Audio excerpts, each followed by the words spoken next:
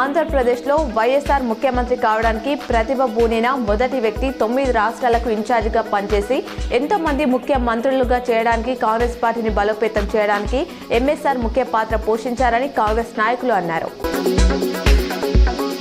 Karimnagar rural CI Niranjan Reddy ఆధ్వర్యంలో arrest అయిన ఇద్దరిని చూపించి వివరాలు వెల్లడించారు.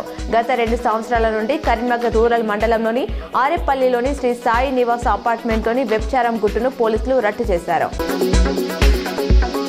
ఉస్నాబాద్ నియోజకవర్గంలో 166 చెరువులకు ఉండగా 38,92,000 చేప పిల్లలు విడుదలకు ప్రణాళికలు వేయక ఇప్పటి వరకు 26 చెరువుల్లో 46,08,000 రూపాయల విలువ చేసే 26,69,000 చేప పిల్లలు విడుదల చేస్తామని రాష్ట్ర మంత్రి పొన్నం ప్రభాకర్ తెలిపారు. జగిత్యాల జిల్లా కొరుట్ల పట్టణంలో అతి పురాతనమైన శ్రీ వెంకటేశ్వర స్వామి దేవాలయంలో ధనుర్మాస వేడుకలు అంగరంగ వైభవంగా జరుగుతున్నాయి. ధనుర్మాస ఉత్సవాలను పురస్కరించుకొని స్వామివారికి అమ్మవార్లకు ప్రత్యేక కార్యక్రమాలు ఘనంగా నిర్వహించారు.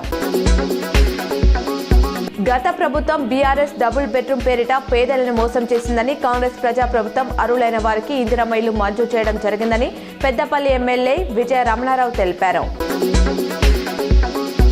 భోగి సందర్భంగా వేకువజామున భోగి మంటలతో మహిళలు యువతలు ఆడిపాడారు. హుజురాబాద్ నియోజకవర్గంలో సంక్రాంతి సందడి నెలకొంది. భోగి పండుగ కావడంతో గ్రామంలో భోగి మంటలతో చలి కాచుకొని పాత వస్తువులను భోగి మంటలో వేశారు. హుజురాబాద్ మండలం రాంపూర్ గ్రామంలో భోగి మంటల వద్ద ఆటపాటలతో మహిళలు నృత్యాలు చేశారు.